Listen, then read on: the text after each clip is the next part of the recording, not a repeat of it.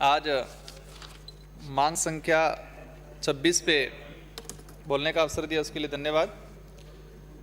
चिकित्सा व्यवस्था को लेकर सभी सदस्यों ने अपने अपने वक्तव्य दिए। मैं मेरी ओर से डूंगरपुर जिले में जो चिकित्सा व्यवस्था जो बनी हुई है, हमारे पिछले 2 बजट में 19-20 के बजट में मेडिकल कॉलेज की स्थापना हुई थी और पूरे डूंगरपुर के लोगों ने खुशी जाहिर की थी कि डूंगरपुर को मेडिकल कॉलेज मिला है और स्वास्थ्य संबंधी जो समस्या आ रही है उसका कहीं न कहीं निस्तारण होगा। लेकिन मेडिकल कॉलेज होने के बाद डूंगरपुर का जो हरिदेव जोशी चिकित्सालय था उसकी व्यवस्था भी कुछ हद तक दिनों दिन बिगड़ती जा रही है। सुधरने के अलावा तो कहीं न कहीं वहाँ पर जो कुछ स्टाफ जो है उनके द्वारा जो राजनीति की जा रही है, वो लोग कहीं न कहीं ऐसे पॉलिटिकल लीडरों द्वारा वहाँ पर ज्वाइनिंग ले लेते हैं, लेकिन वो लोगों को कहीं न कहीं बेनिफिट नहीं दे पाते हैं। अभी हाल ही कल एक न्यूज़पेपर में छपा था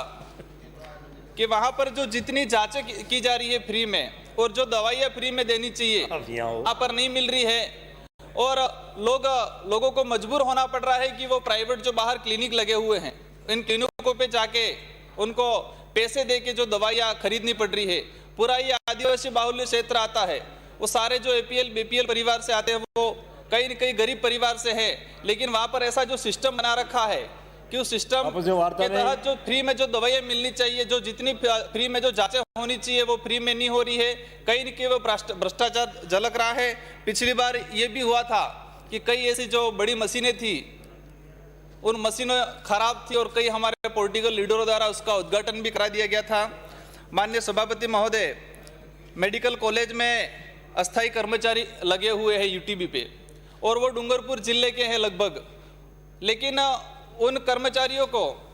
इस तरह से प्रताड़ित किया जा रहा है। वो मजबूर है, वहाँ पर जो जॉब कर रहे हैं प्राइवेट, वो छोड़ने के लिए कहीं न कहीं मजबूर है और वहाँ पर लंबे समय से 6 से 7 महीने से जो अस्थायी वहाँ पर जो सफाई कर्मचारी लगे हुए हैं उनकी इतनी स्थिति खराब है। वो कहीं न कहीं गरीब परिवार से आते हैं और वहाँ पर प्राइवेट जॉब कर रहे हैं और 6 से 7 महीने हो गए लेकिन उनको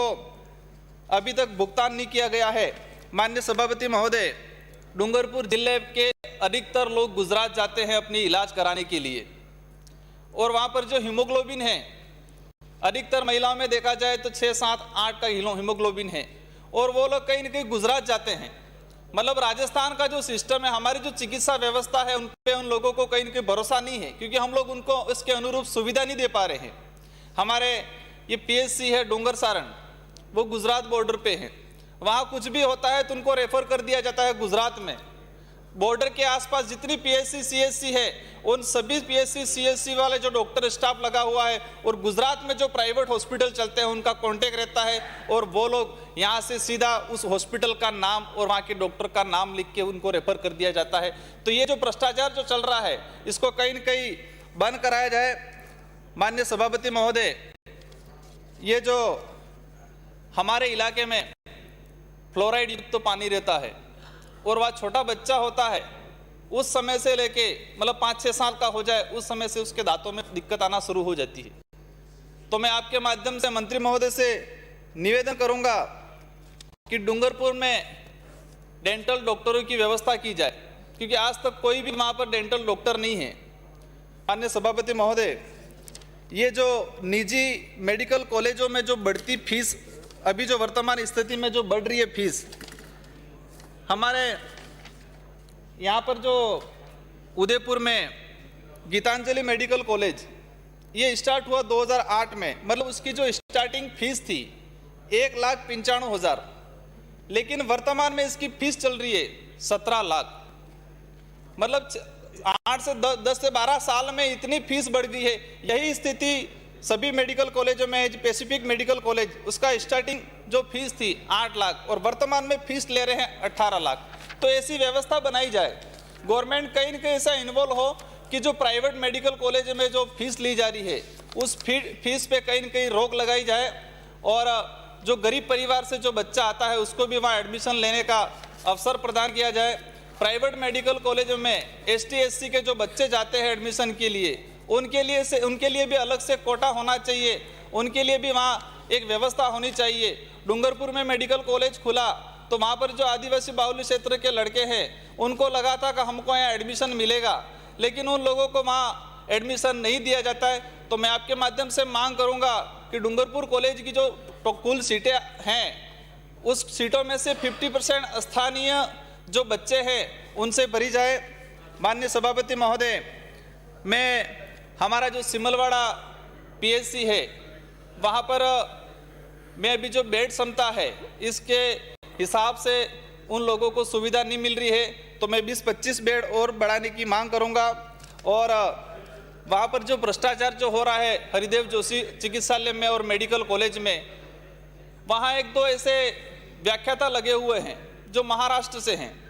उन लोगों ने जो अस्थायी जो यूटीपी पे कर्मचारी लगाने के थे, उन लोगों ने वहाँ से अपने साथ में लेके आए और यहाँ पर लगा दिया।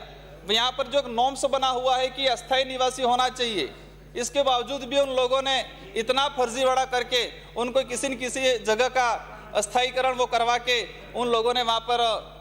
उनको बात दिया गया है। तो कहीं इनके स्थानीय लोगों के साथ अन्याय हुआ है। और माननीय सभापति महोदय, हमारे सिमलवाड़ा जो उपखंड है उस वहाँ पर पीएचसी है, तो उसको वहाँ पर ये एक एक्सरे मशीन की व्यवस्था कराई जाए। माननीय सभापति महोदय, मैं ये अंतिम निवेदन करूंगा कि आदिवासी बाहुल्य क्षेत्र को देखते हुए मंत्री जी को विशेष वहाँ पर ध्यान देना चाहिए और वहाँ पर जो चिकित्सा व्यवस्था बनी हुई है, जो गवर्नमेंट में जो डॉक्टर लगे हुए हैं वो प्राइवेट हॉस्पिटलों में इलाज करने जाते हैं और गवर्नमेंट हॉस्पिटलों में कोई ध्यान नहीं देते हैं, तो इसके लिए एक विशेष कमेटी बना के उन ऐसे डॉक्टरों पे निगरानी रखे और ऐसे लोगों को पे कार्रवाई की जाए। धन्यवाद सभापति महोदय। श्री रघु